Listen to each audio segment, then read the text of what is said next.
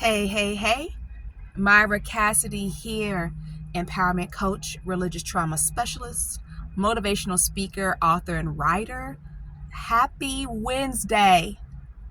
Happy Wednesday. It's so funny because as I'm growing this platform and working on this new thread of Myra Cassidy LLC, I am just blown away and just so grateful for the response that I'm getting on my YouTube channel.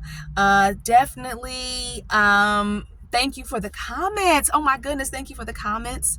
Thank you for being open to listening to my journey and believing in what I'm trying to do, because not only is it the fact that I'm doing what I feel like it's a responsibility for me to do, because I understand and have discovered through a whole lot of pain exactly what religious trauma syndrome and religious trauma is. And I also understand that not all people, whether you are, no matter what, not all people, not all women, whether you're one of Jehovah's Witnesses or not, will have the opportunity to go to school and study psychology and to figure this stuff out. But a lot of that came from the fact that I didn't have a choice. You know what I mean? Over the years, just not being able to find, either an affordable therapist, right? Because the very, very first therapist I went to in 2014 was awesome, but I couldn't afford it. $220 an hour out of pocket? I couldn't afford it. And then just getting after that, just having these waves of experiences, good and bad experiences in therapy, and then getting to the point where, within the last couple of years, trying to even get my kids in therapy, right? To heal from all the emotional abuse of their witness dad, and just not finding success to the point where I had to promise my kids we're not going to do this again because this is hurting us. And even looking into alternate forms of therapy, because it was just so hard for therapists to understand our journey.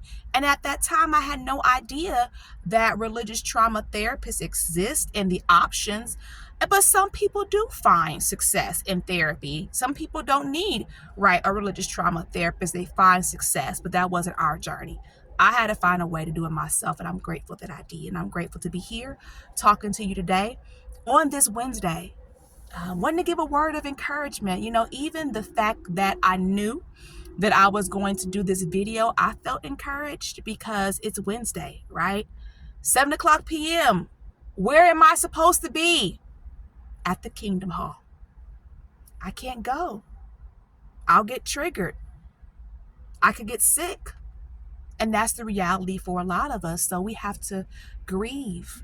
And grieving is a process. You really, when you're going through this, and this is an emerging field. So many women have this, and you don't even know what you're feeling or what you're experiencing. And then you're holding this guilt. You're getting stuck in rumination. You're getting stuck in anger. You're getting stuck in depression. And it's all because of the psychological abuse that you experienced from the Kingdom Hall. For those people who are not witnesses from church, it does not have to be one situation. It could very easily be one situation. You could have religious trauma in different aspects, right? It could be simply the people. The people have done this to you, right? I can relate to that before my situation got as bad as it did get, because when I started having, right, mental disturbances back in 2014, that was another layer that I was addressing. And for the first time, a therapist told me that the Kingdom Hall was the issue, not my religion, the Kingdom Hall that I was going to. And she was like, you have to move halls. She said, don't you guys have Kingdom Halls all over Indianapolis, Indiana? I said, yeah. She said, you have to move halls. But being married to, my ex, the abuser, the JW, right? Because he's a witness.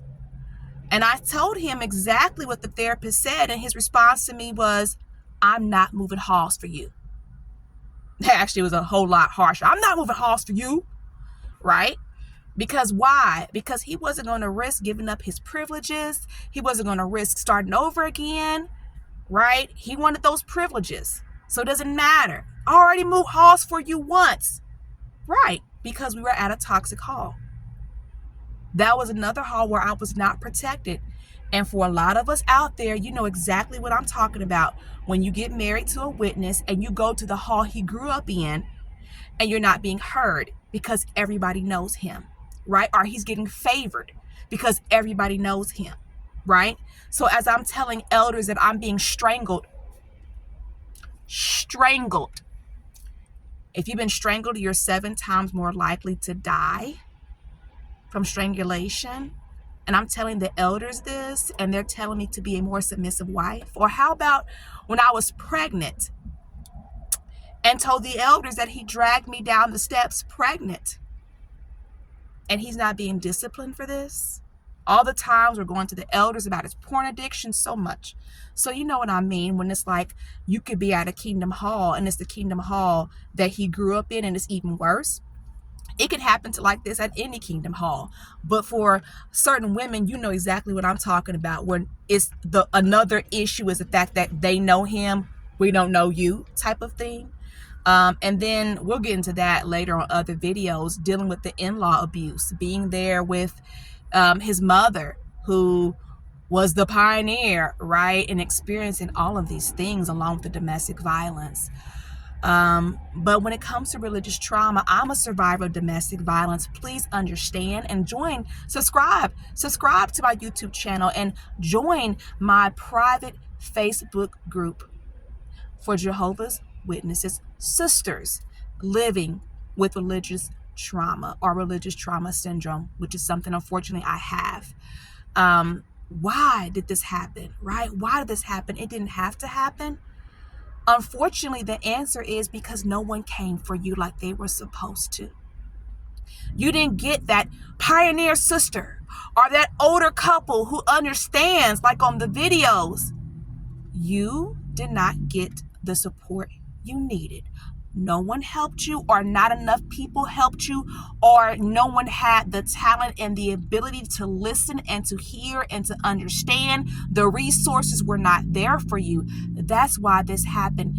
You didn't have someone to help you, or someone's to help you, people to help you build resilience.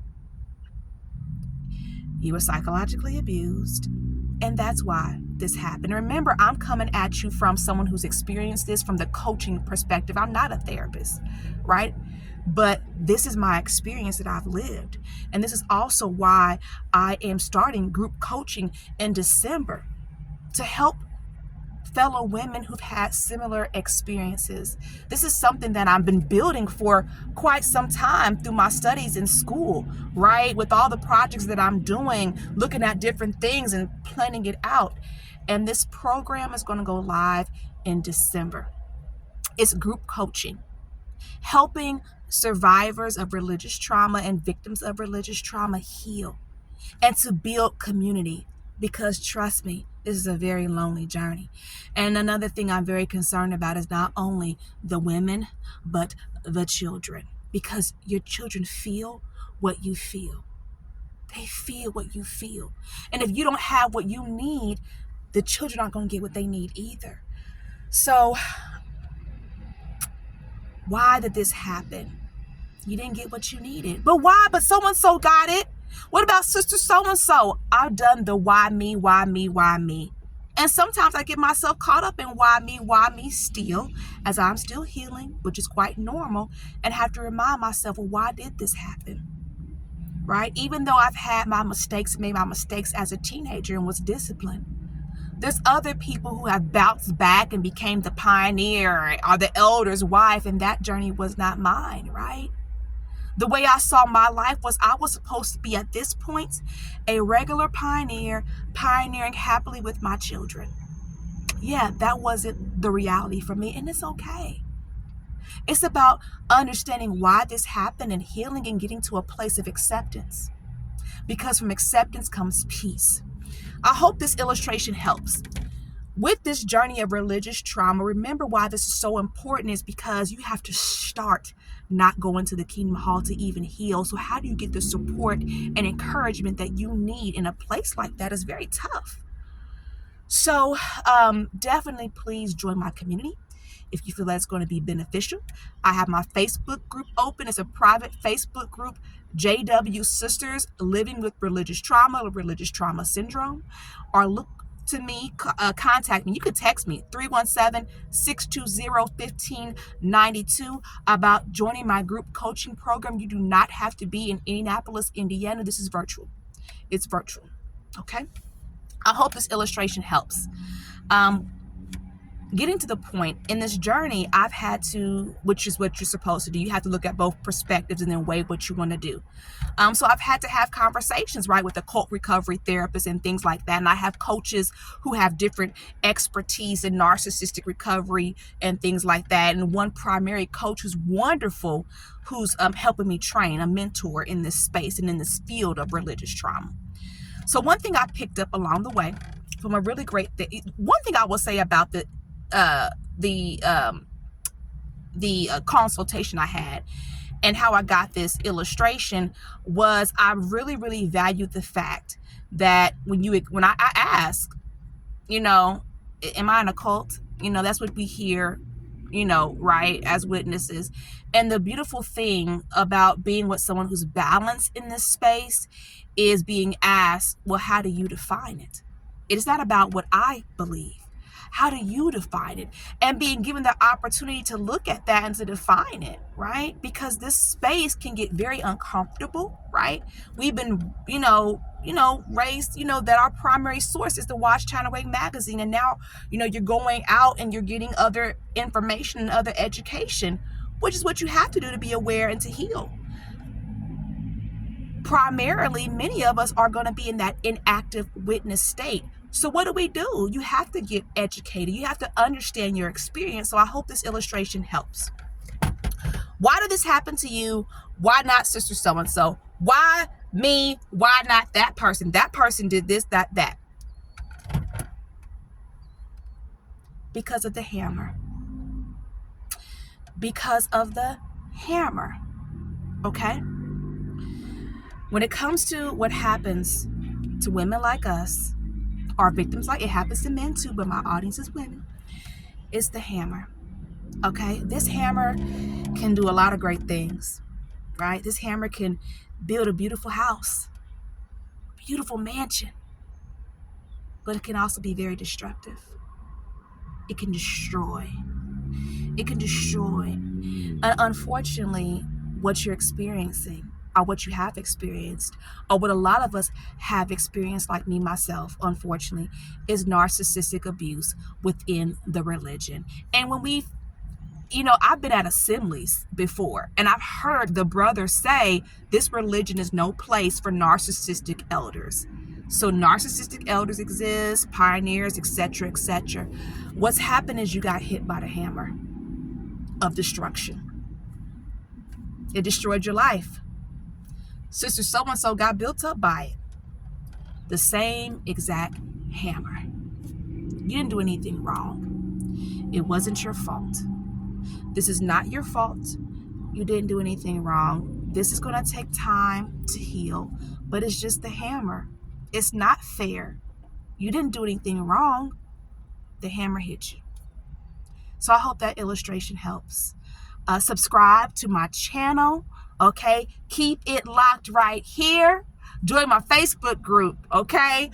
The group coaching is virtual, so sign up. It starts in December, and then it's only $10 a week for the purpose of helping you heal and build community. All right, talk to you later. Have a good one.